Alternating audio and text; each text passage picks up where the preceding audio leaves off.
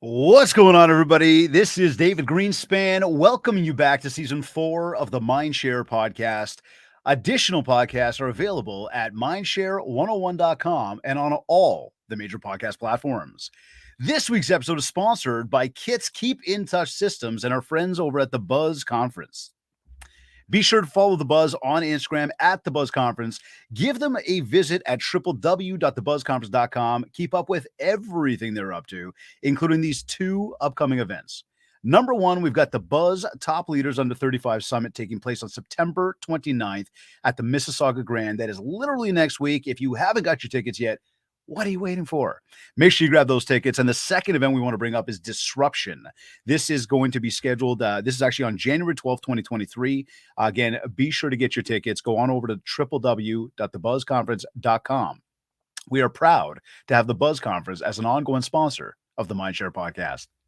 Of course, Kits is always with us as a sponsor. And Kits is your full-on marketing tool set. This CRM provides you with a bulletproof keep-in-touch solution.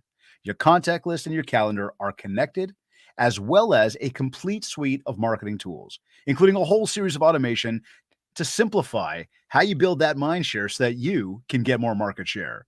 Your fall market is in full swing right now. If you want to spend less on marketing, drive more leads, as well as get more repeat and referral business, then you have to check out Kits. Go over to my site, mindshare101.com, and click on marketing. As you know, we are on a push to get to 100 reviews on iTunes, and I would like to ask you, if you haven't yet, please take 2 minutes to rate the show, leave us a review. We are making it super, super easy for you. All you have to do is go to ratethispodcast.com/mindshare101. As always, thank you in advance. Today's episode is number 199.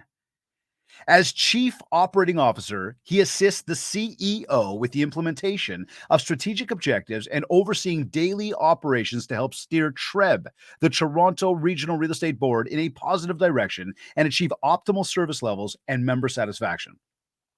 In a career spanning almost 30 years in the real estate industry, he has held several leadership roles at TRREB in government relations, communications, industry relations, commercial affairs, media relations, and privacy.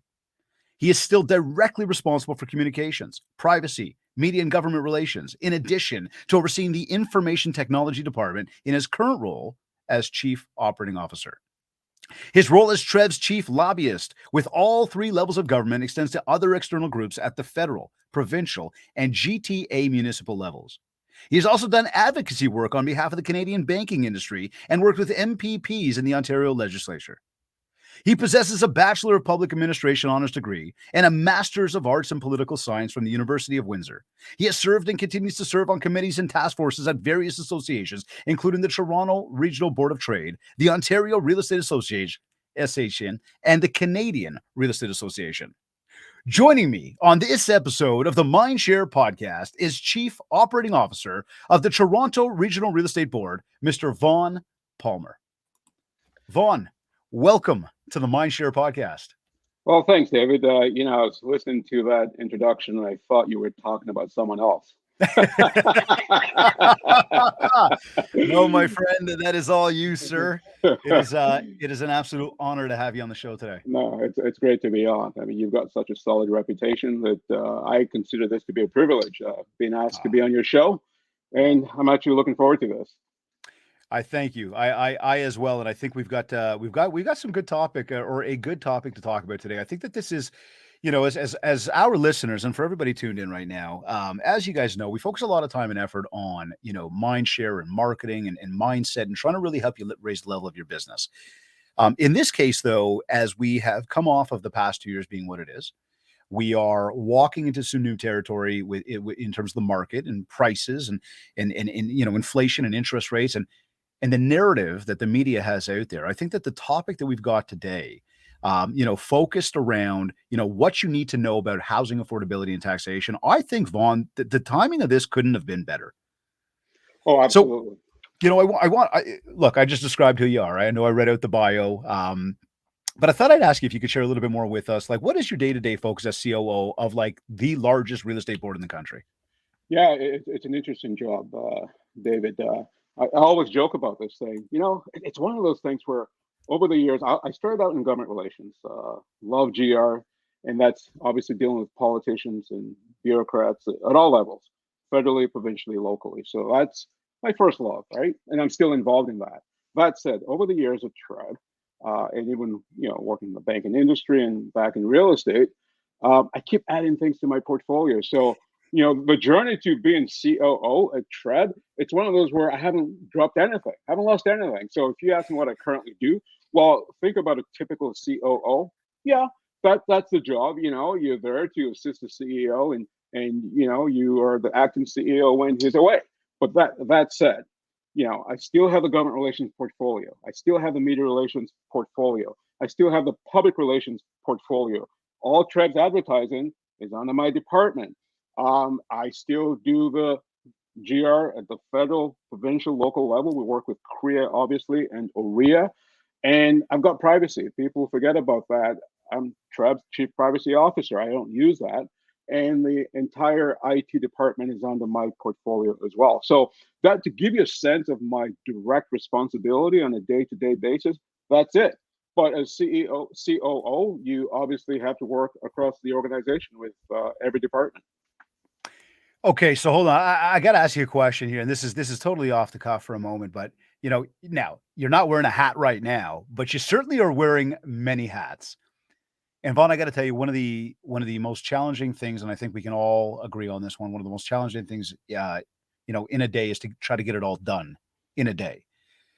The question I would have for you then is based on the amount of hats you're wearing, because I know with our main audience here being realtors, being brokers, um, there's a challenge to try to get it all done in a day. How do you stay so organized? It's having a great team around you, Okay. David. As you can appreciate, we're the largest real estate board with 70,000 members. Communications is a big issue. I think it's an issue for every organization, Mhm. but in particular with TRREB, I mean, realtors are very busy people, right? And so, you're constantly trying to get their attention, trying to share information that's important. So for me, that's top of mind, and that's usually where I focus. And you have a good team around you, and it allows you to then focus on the things that matter. And for me, it's a keeping my eye on the ball. And so communications, to make sure that everything that's critical, that's important, that members need to know about, doesn't matter what it is, whether it's GR, technology, or whatever, is that we stay on top of that. Now, ultimately, you can't force members to read, but what you can do is serve up the product in a way that hopefully they pay attention. And we track all those things in terms of open rates and that type of stuff. So generally, what I do, you're right. There's all kinds of things coming at me every day, but you tend to focus, and I sort of break it down to say, look, our members come first, right? So what are the critical things that we need to stay on top of and make sure that members are not being left in the dark and that they're getting the information that they need. Everything else revolves around that, right? So whether we're talking about things that help them improve their business, if we're lobbying and dealing with people on the outside, all that stuff revolves around members first, serve your members. Okay. No, you know what? It's I'm with you there. And the communication is imperative, right? I mean, when you've got a good line of communication, no matter what the maybe final outcome is, when people feel in the know and they feel part of that, I believe that goes a long way to be able to, take that next step in whatever it be. So, as we talk about that, what are some of the bigger issues which you are specifically focusing on at this exact moment in time? What are some of those things there? And maybe I'll double down on that, Vaughn, and ask you, what do you feel that our realtors need to be aware of right now? Yeah, that's an interesting question, David. I always say, I did a presentation yesterday, one of the brokerages, and I said, look, everything you guys do is controlled by public policy, by legislation. It's controlled by government actions. It doesn't matter whether or not you guys like it. That's just the way it is. In our business, we know that we have what is currently the Real Estate and Business Brokers Act. That's about to change the Trust and Real Estate Services Act. So members need to be mindful of that. And the reason why I raise that point is this. government intervention in our business, it's not going away. In fact, it's starting to ramp up. Uh, Real estate is an easy target, right?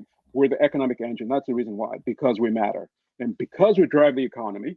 And you alluded to some of the numbers, but if you break it down for each real estate transaction, $70,000 in economic spin-offs that goes into the general economy, right? So there's a lot of industries that revolve around real estate. And because of that power, um, politicians pay attention. And when you've gone through a pandemic where real estate seemed to come out of that unscathed, if anything, as you know, things ramped up. And so we're all left scratching our heads. Wow, what's going on here? So because of that, government intervention, they're scrambling. Affordability is top of mind. It's a big issue.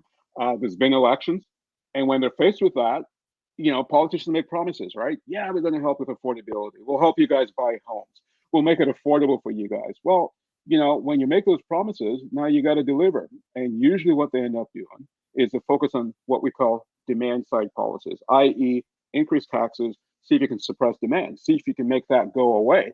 Hopefully that will bring the price down. And we've always said that's the wrong approach. Guys, and we've been saying this for 6 years now, supply is a problem. If you guys focus on the right issues and find ways to facilitate supply, I think we'll be better off for that. Okay, let's get there because housing supply challenges, continue to be very real. Mhm. We know that's an issue. We know that there's a supply and demand here in Canada issue. And in a recent election, the government did promise to build a lot of new roofs each year, but it seems they might have gone above and beyond with those promises. And most recently, just a couple of weeks ago, the Fed said they will be building 17,000 homes at an approximated cost of $2 billion. Now, when you start to run the math, the numbers on there like $120,000 or whatever it is per unit, but they seem very focused on affordable, low income housing solutions. And look, I'm not going to downplay that. Absolutely an important aspect. However, where do we find a solution for those that are and again, I gotta make sure I say this properly when I say those that are hardworking. And let me clarify that because I don't know if that came out properly for anybody here right now, but the people that are bringing in an income on a regular basis, the people that are going to work on a regular basis, those people are having some real troubles still affording houses here in Canada in today's market. So I guess where I'm asking is like, what kind of solutions could be or should be options for this group as well? So again, when we say we've got our, low income, affordable housing, great, we've got that group, but we've got this bigger group that goes to work every day, has their jobs, makes ends meet, is focused on, supporting the family unit. How do we find solutions that like what kind of solutions could we make for this group is really where I'm going with the question there. Yeah, and that's a group that votes, right? But you yeah, know, well, but I mean, this is why I say like it's yeah, we can go at it head on and say bang on. Those are the people that are yeah, just they go to work every day, yeah. right? And Well, yes, they're the group that's going to vote. well, it's and I think you framed that properly, David, to say, look, there's a spectrum, right? And we think there's a role for every type of housing. So we can talk about the rental space. Well, there's a role for that as well. Mhm. There's a role for low income housing, what we call affordable housing or nonprofit housing. But our concern as an industry is about home ownership, right? Home ownership is where it's at. We rental is a big part of MLS, and we hope that people make the transition into home ownership. Now, it's not for everyone, but to your point, it's that sweet spot in the middle, and that's a bulk. And we call them middle class. You can call them anything you want, Mhm. but that's a critical element that we're trying to serve. And when you look at politicians and they make promises, and we're trying to solve this housing affordability problem, that's it. So let's start with that. And this is sort of going back to an earlier question that you asked. What should members know? What should Mhm. members be aware of that in terms of our focus at TRREB and when we talk about GR? Well, I mentioned the government intervention in their business, and that is true. But what's equally true, though, is the reason why we lobby, the reason why we engage politicians and bureaucrats and all that stuff is because, we're trying to help members serve the clients. And so, as a real estate association, you've got a job that's twofold. One, your members come first, right? So you're trying to protect them. But also, what's more important though is make it easier for the clients to afford to buy homes. And that's really get to the heart of your question. There's no silver bullet though. And the problem is this, politicians will respond to things that will get them elected. And now everyone's on the bandwagon. I wish they'd listened to us 5 or 6 years ago when we said, guys, supply is the issue. You guys are focused on taxation. That won't solve anything. And then what they did was they went after solutions like foreign buyer taxes. I go, it may make you feel good about yourself, but it's low hanging fruit. It may get you elected because we know that it's politically popular to blame people who don't live here and say, hey, they're the problem. But we show them the numbers to say, but that won't even change supply. I go, Right. the supply issues that we're facing is domestic, it's internal, and we need to start thinking long term. There's no silver bullet, right?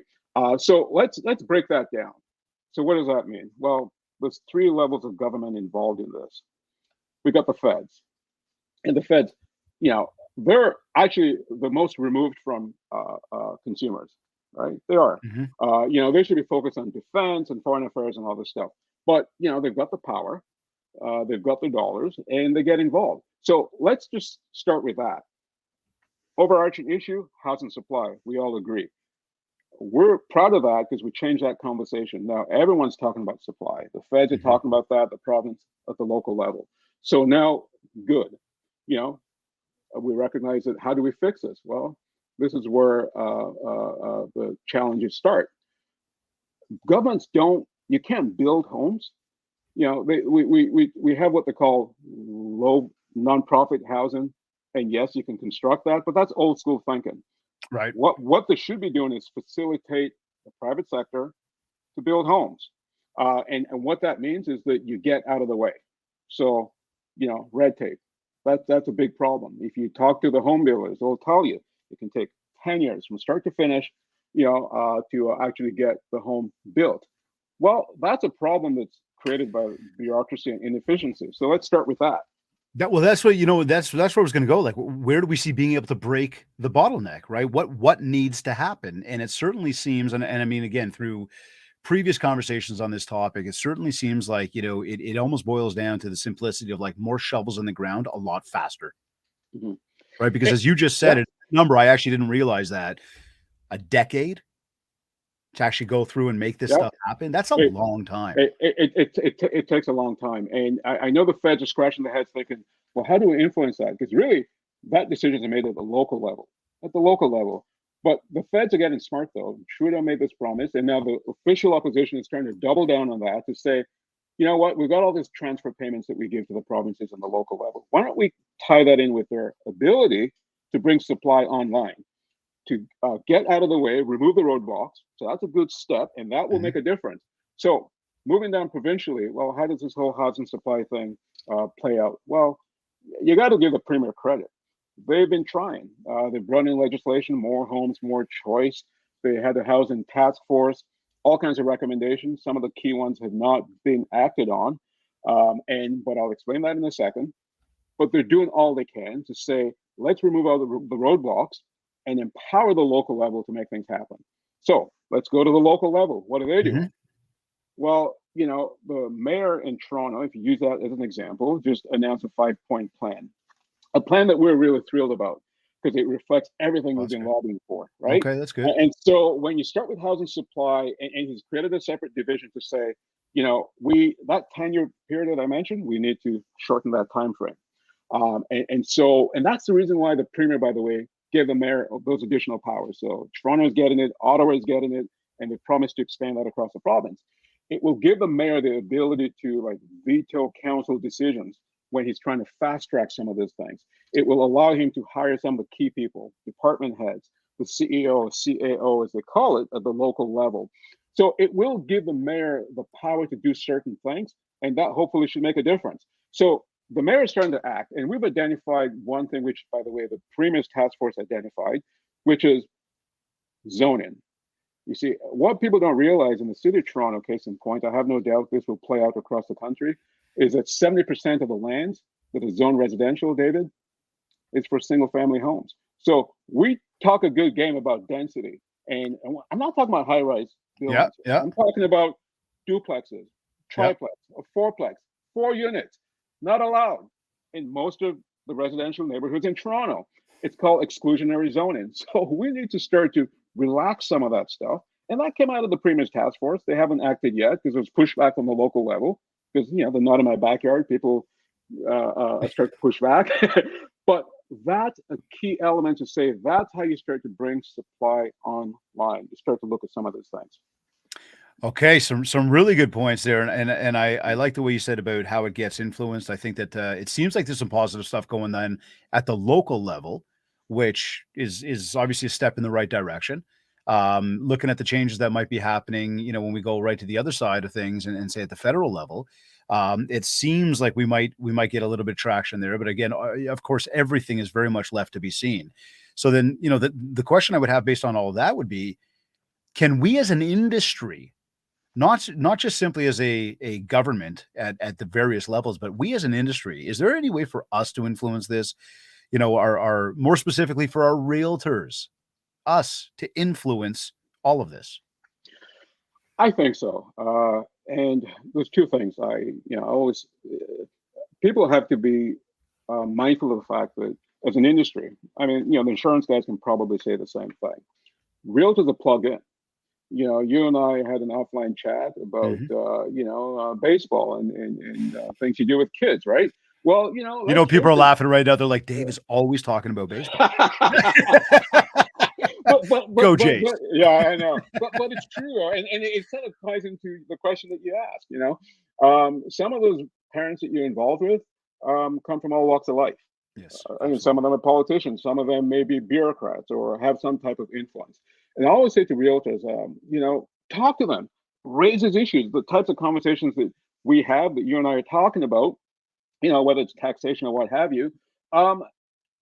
You've got their attention, in a format where they're willing to listen to you. So don't just wait for the associations to step up, which we do, but talk to them. And we try and make it easy to say, I always say to members, pay attention to some of those communications that we put out. I know that you've been bombarded with stuff, but when we ask you to do things like, here, send an email, we will actually make it easy. You don't have to do a lot of thinking. But those emails, exactly. And in fact, we've made it easy, David. You members will see that shortly with the election, where we have preset paragraphs that you can just like this one looks good, click, and you're good to go. The mayor gets that, the candidates get that, the councilors get that. It makes a difference, and they pay attention to that. So that's how you make change, but it's drip, drip, drip, drip, drip, right? And I definitely want to double down on that. And again, to all of our listeners, the audience, grateful that you guys are always here. So thank you. But you hear me say this on a regular basis about communication, about education, about really being a conduit of information. And we've talked about this before. And Vaughn, you and I mentioned this. I brought this up offline before we got started, and I want to bring it up again. But there is a narrative out there around what's going on with our industry, how things are starting to go down. And there might be a shift, but it's not a bad market. We're not exploding. We're not going through that type of stuff. And if we as an industry, realtors, can listen to the communications that you guys are putting out, take those communications and leverage them to share those with our audience. If we can have a verbal conversation with even one person, we are starting to affect the narrative that the bigger mainstream media puts out there. They've got a very big reach. Mm-hmm. But we as individuals also have a very big reach. And, if we can, again, keep those lines of communication open, we can affect this. We can influence what happens out there. I agree. And we have to be honest, right? I mean, most of what we see in our business, in real estate, look, it's your biggest financial transaction, and rightfully so. Yep. The public is concerned. And so when they see the headlines, to your point, or they see government making certain moves, people, you may still have a big bank account, you may still be gainfully employed, but it makes you nervous, right? Mm-hmm. You're thinking, oh, geez, is now the right time for me to sell, to buy, or what have you. So, a lot of it is psychological. And that's the reason why, we always say a couple of things. Governments need to get out of the way. Mm-hmm. And, by that, I'll give you some examples. The mortgage stress test. Right. I want to get into that as well with you. Okay, Absolutely. okay. Yeah. So, No. I'm with you there. so, Sorry to interrupt. I yeah. 100%. And maybe I should hold off on that till we get Okay, to I'll bring that back up in a moment. Okay. Here, I was going to bring up the topic of taxation issues, Right. and the fact that they are ever present. We do know that all levels of government, as we've just been talking about, let's just put it out there, they're looking for money. I get it. That's fine. It makes the world go round. We know that Toronto has brought in a special land transfer tax, otherwise known as the MLTT, in a market that was already unaffordable. And they're not the only city in Canada, let's put that out there, but this has certainly added to the affordability problem, again, in a city that already has an affordability problem. So I guess getting into that part of the conversation, what is your thought on these special taxes in a city like Toronto? When if somebody was to go north, like we talk about, like just north of Steeles or just AKA beyond the GTA, they wouldn't have to pay this stuff. Do you see this type of thing spreading to other cities? I guess is the bigger question, because we do have a national audience. We do have people that are, not just obviously in Toronto or even on Ontario. Do you see something like this spreading to the other cities and the impact? Yeah, it's yeah, and I'll get to that in 2 seconds. Yeah. Just want to finish a thought that you started Sorry, about. forgive me. No. It's important to say people are gainfully employed. We hear talk about a recession, and people say, see the headlines, is the market collapsing or whatever. No, the unemployment rate is under 6%. Nationally, it's about 5.4, and the GTA it's still under 6%. So people have jobs, and that's a market fundamental that's important for real estate. And then we look at federal policy like immigration. We still have people. In fact, they've ramped that up, and so there's that. There's still demand, which means that the price, the support for price, will always be there. At least that's what we project. People think that price is going to collapse. Well, hang on a second. There's more demand than supply, right? It's a market fundamental. People are still gainfully employed. That will support price. So the market is not collapsing. So let's start with that. And when politicians look at that, they think, well, here's low-hanging fruit. We can tax this, right? It's easy money. So now you raise a good example of a land transfer tax. Let's start with that. The reason why that's low-hanging fruit is it impacts about 5% of the population in any given year. So property tax impacts everyone. So politicians know that. They won't raise property taxes, which they should, to fund services that everyone benefits from. They won't do that because that's a political problem. So they'll go after special taxes like the land transfer tax. It's only 5%. I can afford to piss off the 5% than the other 95% or 100%, right? Logical. Well, I mean, logical answer yeah, to that for sure. And you can see the logic from their for side, whether you sure. agree or not. Can't argue against that, Yep. right? That's the way they think. And so when you ask the question, will the land transfer tax spread? Well, I remember that battle back in 2007, 2008. In fact, we won the first vote against the mayor. He had never lost a vote. And he threatened to shut down the city till he got his revenue sources. And that's how he ended up getting the land transfer tax. The province gave the city of Toronto the power to do that. No other municipality, by the way, has that power across the province. Other provinces have similar taxes, Right. but in Yep. this province, that's not the case. They're asking for that, though. So every other municipality wants a land transfer tax. Mississauga wants it, Ottawa wants that, and depends on who is in power at Queen's Park. They've said no. And I hope it stays that way. And this is the battle, and this is what we're always constantly pushing back against, to say, don't give them those powers because they'll use it. We went through that with the city of Toronto, right? The mayor promised not to use it back in the day, and people were saying, "Oh, they won't use that. Give them the powers." Well, they did, and now they're threatening to increase that in terms of what they call speculation taxes. Their definition of that is to say, if you have a home that's over $2 million, you're doing well. They're going to tax that portion over $2 million. Well, David, you and I know what's the average price in Toronto right now. It's 1.2, 1.3. If you look at the detached homes, it's about $2 million. So that's not a wealthy person. That's a person who's just trying to survive and buy a home. But that land transfer tax spreading across the province is always a threat. And so you got to keep an eye on that. But they need provincial permission to do that. They don't have that. Happen. Yeah. And there's related taxes too, right? You mentioned land transfer tax, but there's things like development charges and others. And I'll leave you with a thought. The average price property in Toronto right now, how much of that is taxation? $350,000. This is the average price property in Toronto that are government fees and charges, right? So if you back that out, you can see how that impacts affordability. Hands down, absolutely it does. And you just brought up the spec tax, speculation tax. Ontario and BC will tell us that they've already, brought it in. Was it too little, too late? Is it a magic wand? And on either side, what do realtors really need to know about that? Yeah, it's things are a little crazy out west. It's what I call the wild wild west, right? They've got all kinds of speculation taxes, and they were the first ones to implement the vacant homes tax, which we're getting that in Toronto as well. They just increased that rate to 3% out west. So they always seem to go first when it comes to taxation. And then our politicians get ideas and think, hey, why don't we do the same Wait thing? a second, Right? look what Yeah, they're doing. exactly. Yeah, you guys are collecting money. Why not, right? So it's just a different animal out there. I don't know what to make of British Columbia and Vancouver in particular.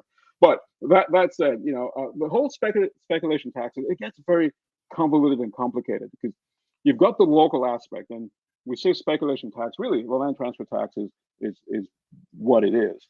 Mhm. And what they're trying to do is they're asking the province for permission to say, if it's not your principal residence, we should increase the land transfer tax on those homes. So that's how they're hoping to get that, what they call a speculation tax.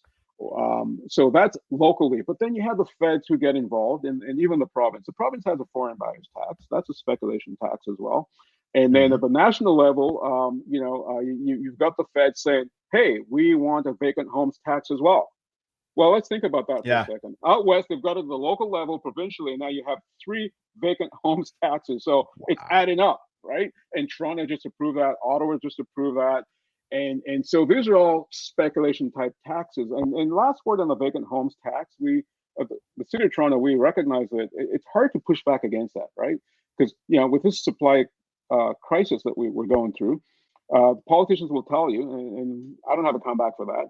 Say, well, Vaughn, homes are for people to live in, right? So I don't care about people speculating or using that as an investment.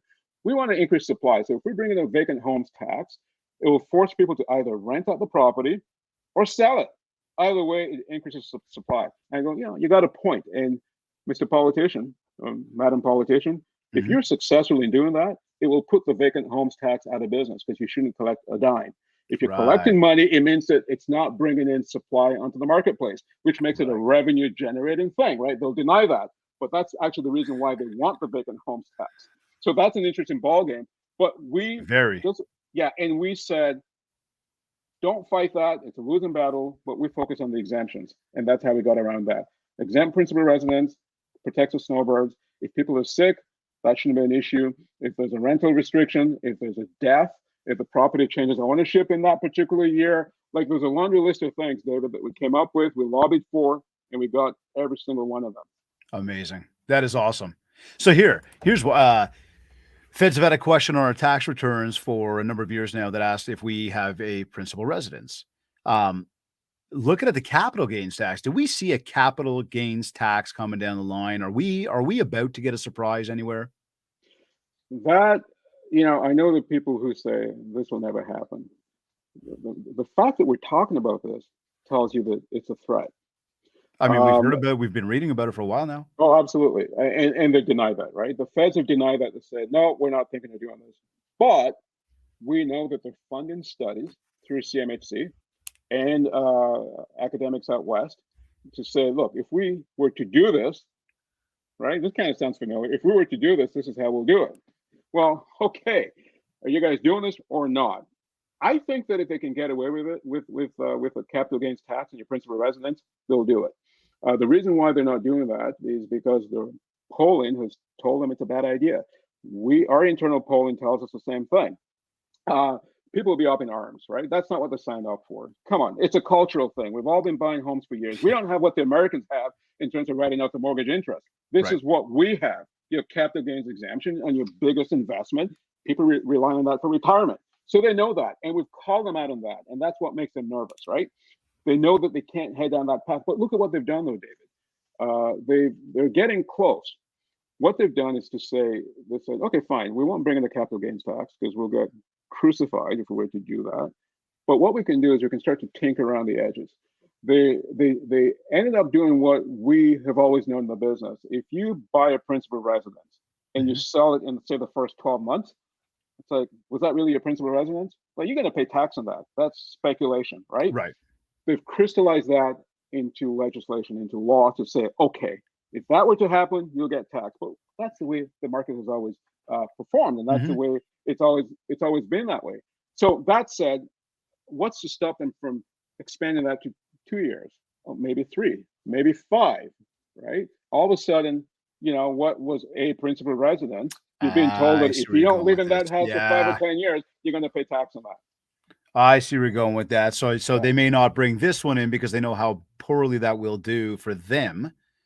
However, they could increase that one and basically say, hey, yeah, look over here while we work over there. You got it, through the back Yeah. door. Yeah. So, as we talk about, again, and I'll go to it just because, again, from where your board is located,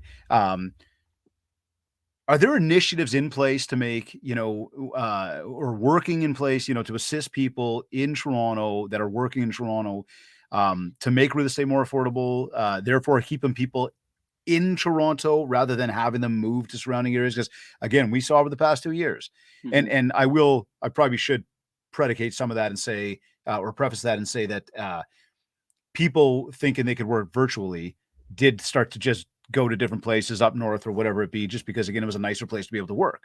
People are being forced back into work and obviously have gone back to that. And so, again, you've got a very, busy city of Toronto, as it always has been. Do we see any solutions for keeping people more focused to, the city of Toronto than pushing them out based on everything that's there? Yeah, when you look at, we do this consumer research, and we do polling with Ipsos every year, and we ask people their preferences. If you're in the city of Toronto in the 416, is that your preference? Do you want to stay within the 416? Do you want to move out to the 905 or beyond? And almost always, when you talk to people within their particular, jurisdiction or what have you, they actually prefer to stay there. So, 416 people prefer to stay in the 416. But affordability is what's driving them out. Now the That's pandemic the issue. changed that as well, right? And so it's not by choice. It's maybe the second, third choice. But that said, you sort of feel sorry for millennials right now and the younger generations who say, can we actually stay in the neighborhoods that we grew up? But or maybe it's always been that way. I don't know.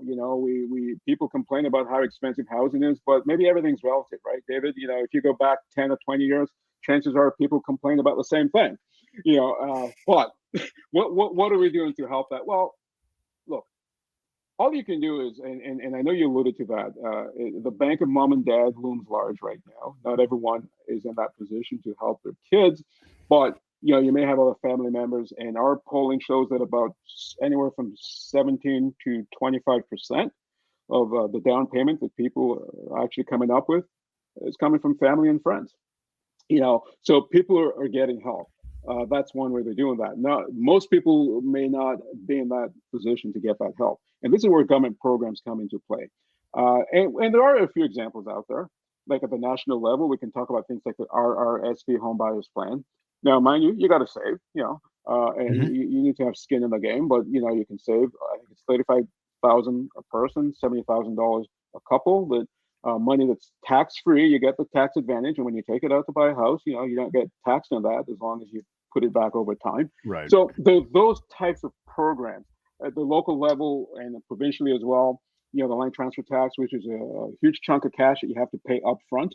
So on the average price home in Toronto right now at $1 million or 1.2, you're paying like $70,000-$80,000 in land transfer taxes up front, both provincially and locally. Now, A lot of money. A lot of money. Are you getting help with that? Well, there's rebates, right? With some of the things that we lobbied for, which helps. You get that rebate, you get maybe $10,000 back. It makes a difference. That said, this is some of the things that we do behind the scenes that people are not aware of, where city staff are trying to get rid of that. And we're like, guys, come on. It's bad enough that we have the tax, and now people have the rebate, and you want to take that away. So those types of government programs, I think, is very important to help people. And Trudeau came up with another one, which is a combination of a TFSA, if people understand that, and the RRSP Home Buyers Plan. What that means is you put the money in, it goes in tax free. You get the tax break. When you take it out, you don't get taxed on that either. And the growth within the plan is all tax-free. So all these different things help. You know, we brought this up. We did talk about this before, and I continue to ask this question often about where are people getting all the money, and you certainly did just allude to that. I mean, I've been told much of the time it's been, you know, it's gifted. I know when we had Mr. Benjamin Tal on the show, you know, earlier this year, that's what he said, and he said a lot of it's gifting, and I had asked, you know, is foreign or is it domestic? Um, a lot of it is coming, you know, from overseas. A lot of it is foreign money, and across Canada markets have gotten so far ahead of economics. Wage inflation is not going to catch people up.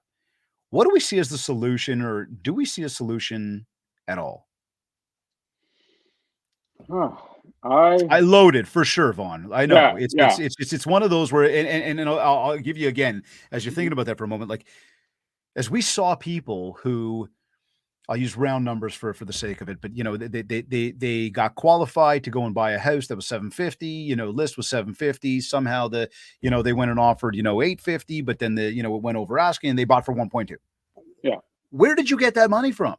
yeah, And yeah. what's going to happen in a few years when, and I know we're looking at sort of this inverted, you know, sort of idea around, you know, the rates and whatnot, and what's Mhm, actually kind of maybe coming down the pipe in about a year and a half where we might see them come back down.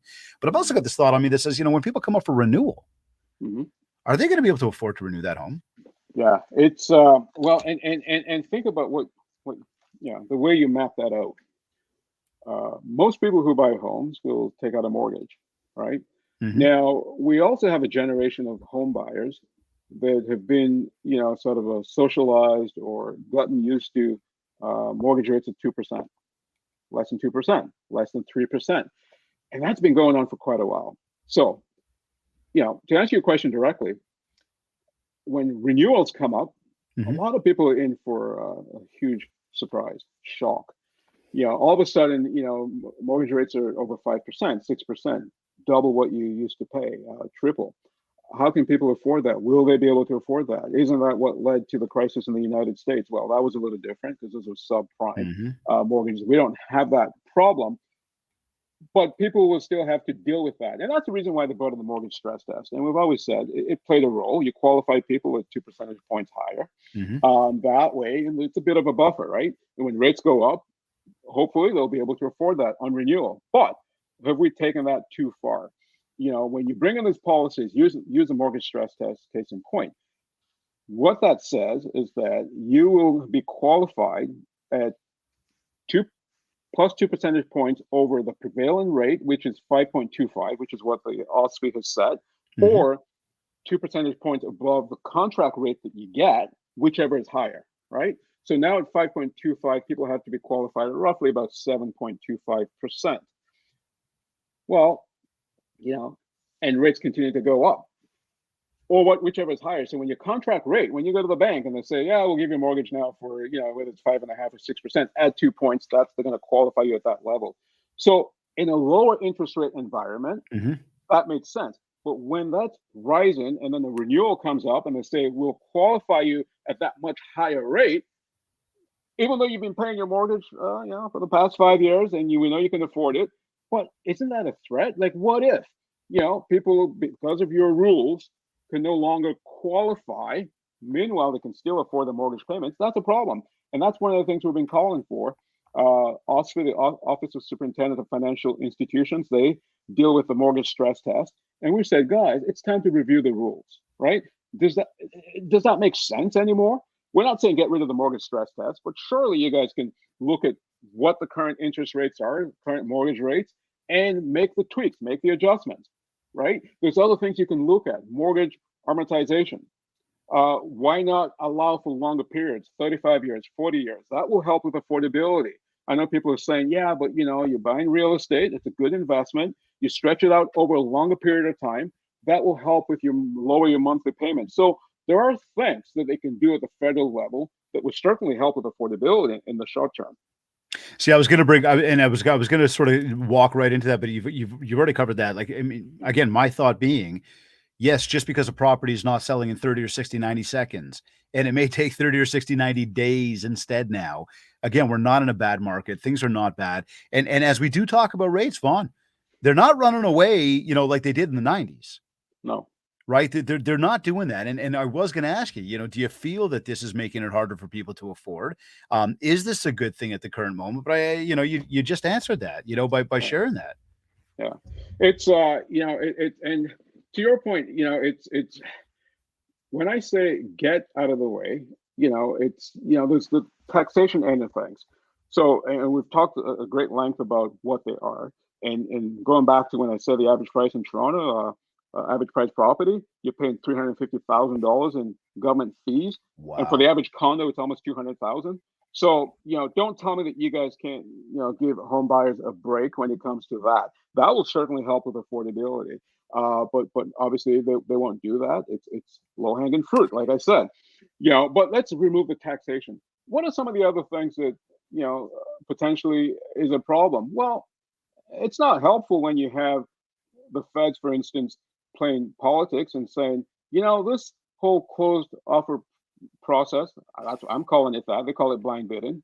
I Yeah. don't like that term because blind bidding. Well, hang on a second. It's That's got a enshrined negative in. connotation to it. That's That's right. not what it is. Yeah. And it's illegal, right? It's in the act. It's in the Real Estate Act. The Real Estate Act says, I think your listenership and your viewers know this, but the Real Estate Act is very clear. It says when you have competing offers for a property, you can share the number of offers. So, David is trying to sell his property, 10 offers.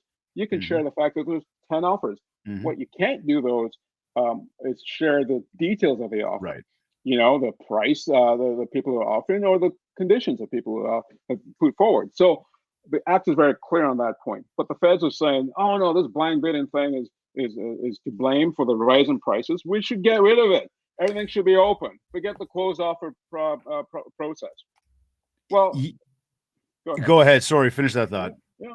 No, and that's another example of you getting in the way. Because what are the facts? Well, the facts don't support that. Couple of things. It's provincial jurisdiction, so I don't know why Hmm. the feds are threatening to get involved and make it a criminal issue to, I'm going to come and back to that point in one you know, second. Yeah. okay, and then and I'll make the last thought. The provincial level is that's they make up those rules, but you know what? I'll let you jump in before I expand on what we're doing at the provincial level to deal with that issue. Look, from a federal perspective, and this was my thought, my initial thought, and this was conversations that I'd had when this whole thing sort of came out 12 months ago, maybe, as they started Yeah, talking about this stuff. yeah, It was this thought of, you know, I, the homeowner, decide not to involve my realtor, and I do the deal anyways, even though I've got this contract with them. Realtor's going, I had nothing to do with it. All of a sudden, something goes awkward. We've got this whole federal thing in place now with a criminal code that's in place. Who's actually liable? yeah. And unfortunately, if there is, ink on paper from the realtor is right there as a guilty party, which they have nothing to do with it because the actual homeowner or seller just didn't know that they needed to involve the realtor. And now the realtor is going to bear Right. their burden. To me, the logic of it all, it is not there. There is zero logic to how this is going to be policed. How do you police something like that from a federal level? And maybe that's not even something you got to respond to. It's just a Mhm. comment as you bring that part up. This has been something that's been going through my mind. It makes no sense, and we're hoping that they'll listen to logic on this issue, Mm-hmm. David. And look, I understand, I get it. In the heat of the moment, there's an election. They're looking for issues. They do the polling. They go, oh yeah, here's a public issue. The public is kind of pissed off about this. We're promised to do something about this. That typically that happens, and I get that. But when now that we're trying to deal with that. I hope that they'll recognize that this is a provincial issue, so there could be some legal issues involved here. But we're not even waiting for that. We're working with the province, and as we reform the Real Estate and Business Brokers Act, now called TRESA, we address that issue. The minister asked the question, saying, "Yeah, but we're hearing a lot about this issue. How do we deal with this?" And what they've done, to their credit, provincial, is to say, "Fine." First of all, they agreed with us, with the industry.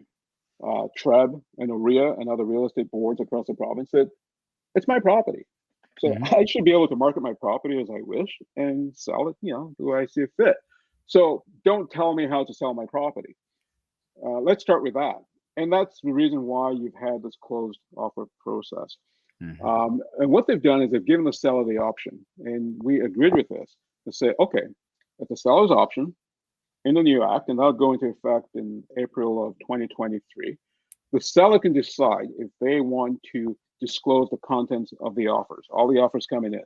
You know, offer A is offering X amount, offer B, X amount, full disclosure, here's the price, whatever, here are the conditions.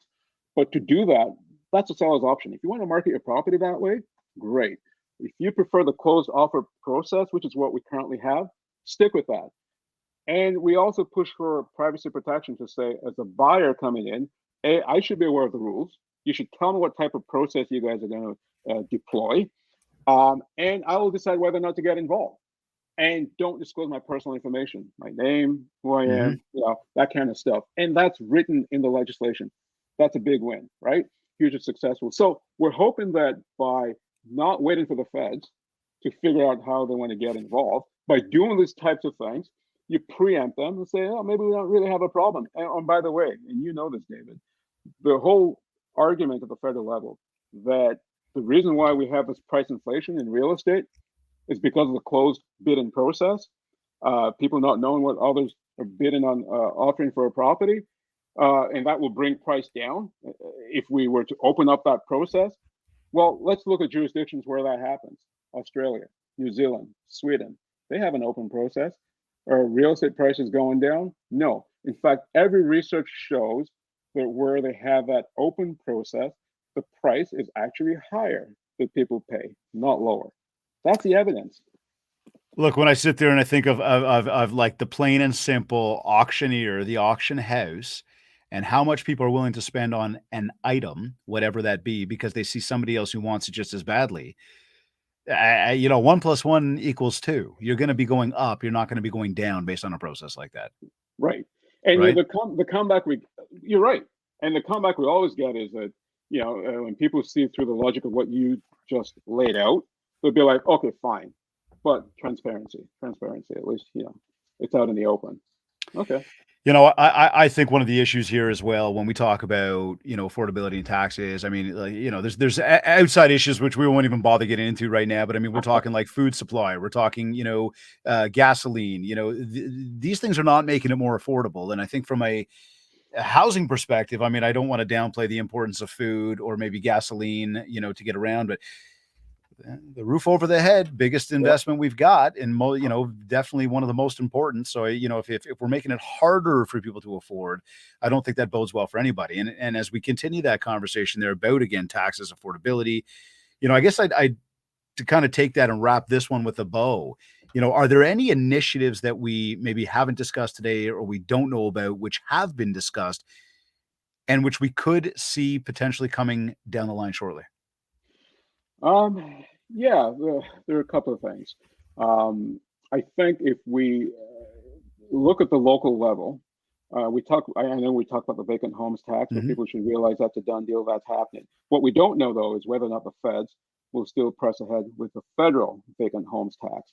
So that could potentially happen. Above and beyond? Above and beyond, yeah, Oh it will be double tax. Just like the land transfer tax, we're paying two taxes. Well, it won't be any different, right? You have one at the local level, one at the national level. Yeah, and they've promised to, and I think they'll act on this one as well. Foreign buyers, to ban foreign buyers for 2 years. It looks like they'll press ahead with that. That could raise issues with our friends to the south. Unless they have appropriate exemptions. And it looks like they're headed down that path. For instance, they want to exempt recreational property because we know we got a lot of Americans buying in cottage country, right? If you slap on a foreign buyer's tax, what do you think the Americans are going to do? They're going to roll over and play dead, and we know that Canadians are the number one investors in the U.S. in terms of foreign investment. So that's a problem. They'll just serve it right back to us. Exactly. So that watch that particular issue. There'll be some movement on that front. Beyond that, bringing it back to the local level. Thankfully, we're really pleased about the fact that the mayor has released this 5-point plan because it addresses a lot of things we've been lobbying for years. Purpose-built rentals. Purpose-built rentals are important. You have to incentivize people to produce those units. Right now, it's a private rental space that's been supplying rental units, mom and pop investors. because it just wasn't profitable for people to get involved in that space. So the mayor has promised to act on that front. This one's controversial. He's also promised to ask the province to bring in what he calls a use it or lose it type policy when it comes to developers. Developers are approved to develop piece of land, and they'll sit on that land, right? It's called the market Oh, to a point where they think now's a good time to build. I'll make better profit, whatever. Well, the mayor is saying, not you buy happening. it, build it. Build it. Otherwise you lose that right. You lose that approval that we've given you, and you'll have to go through the entire process all over again. Does that help us get more shovels in the ground, though? That's the thing, right? I And mean, that's on why, one hand, you might say it does. On the other hand, they might go, you know what? Then I ain't buying it. no, it may be popular politically, and that's why I say that's controversial, and the developers are not Yeah. happy about Yeah. that. We didn't ask for that, by the way. We're not saying we're supporting that, but that's one thing he's promised. He's also promised to provide city-owned land for not-for-profit development, give it to those groups to develop, and that will help the lower end of the market, right? That segment, and it's got its place. So, those are some of the things that are brewing right now that potentially you'll see happen after the election. Some good things to keep in mind for everybody. Yeah. So here, let me completely switch gears here. You wear a lot of hats. We talked about that off the top today. You're an incredibly busy guy. You're very successful, and certainly an influencer for all of us in this industry. And we thank you for everything you're doing. Um, when you're done your day, day's over. You've done everything you could do today, Wednesday, tomorrow, whatever. How do you know it's been a successful day for you? Wow. Yeah. Yeah. Never been asked that question, right? David, I always say, and I'm not being coy when I say this. I'm a very positive guy, and I know that the day will have problems. You'll hit roadblocks or what have you, hiccups along the way. But I'm very positive. But I'm not naive. I realize that, especially with the things that I do, the only question in my mind when I start that day is how many problems am I going to have to deal with? Going to have some really, productive things. You'll be happy about that, but you're going to hit some roadblocks. And the question is, how long will that list be? So for me, a successful day, to be honest with you, is if the list is shorter than what I anticipated, I'm a Fair happy enough. guy. Fair enough, man. You know what? I'm with you there. And again, when you look at the amount of issues that you are handling, You I got got to it. imagine that if you could start to chunk through them and come out on the positive side of Yeah, at least some of them, things have been good, right? you're never disappointed. I love it. I love it, pal. Listen, final words, final tips, final anything that you can share with the audience before we sign off today. Just to say that it's we're in a good place, I think, for our industry. Look, the economy is still relatively strong. Like I said, people are gainfully employed. Demand is still there, so I don't think there's any real threat to the real estate industry as we know it. But just in general, you look around the world and things that are going on. Come on, guys, we could be much worse off position than we are. And I know we can say it sounds cliche, but come on, guys, let's not uh, create first world problems. Let's. But and I'm very hopeful. I'm hopeful because I think people are trying to do the right things, David. I mean, as much as I may slam politicians, but they're trying to do the right thing. And when we reach a point where we've got their attention, we say that housing affordability is an issue. We say supply is an issue. They come around. There's no silver bullet, and that's why we're all struggling, right? What are the solutions? How do we deal with this? But the heart's in the right place, and I think that that bodes well for us. Very great. Like the advice at the end there. I do like that. And I would double down on it. Vaughn, I thank you. If people would like to tap into you further or any of the topics we covered off further, of course, beyond tuning into the Mindshare podcast, is there somewhere they can connect with you or that you would like to direct them to say, hey, go here, learn more about this here? TRREB.ca is our website, but I'll give you my email address. I don't have a problem with that. Vaughn.palmer@TRREB.ca. That's VON.PALMER at TRREB with 2 R's, TRREB.ca. Drop me a note, and we'll take it from there. Excellent. Well, I thank you very much today. I think that the insights you shared certainly are things that everybody needs to be thinking about. I love the advice that kind of came off the top and even off the end. And I think I'm going to kind of come back and the message that I want to deliver to everybody listening is communicate, right? Educate yourself, then communicate with your clients and educate them. And the more we do that, the more we can change the narrative of what's happening, at least even in today's current real estate market. The more we know, the more informed we are, the more value we can provide to others, the more we can help people. And the more people we help, the more we get help. That's just the way the world works. So, Vaughn, I thank you sincerely for making the time for us today on the Mindshare podcast. Well said. That was fun, David. And hit me up on social media. You can find me on Instagram, Palmer Vaughn. You can find me on LinkedIn and Facebook. I'm actually on Twitter as well. There you go. Check him out, everybody. Make sure you tune in and learn more from Mr. Vaughn Palmer, COO of the Toronto Regional Real Estate Board. Vaughn, I thank you. I thank you, David. That was fun. Thank you. You're either listening to us on iTunes, iHeartRadio, Google Podcasts, Stitcher, Spotify. Maybe you're tuned in right now live. I thank you either way.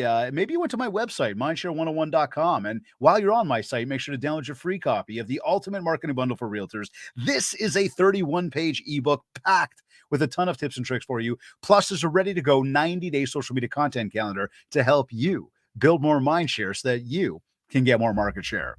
And if you want to talk about personalized one-to-one coaching, an in-person keynote talk for your upcoming event, possibly an ongoing virtual training session, just get in touch with me, get in touch with my team. We'll set up a free consultation call, learn all about what you're looking to achieve and, how we are going to help you do just that.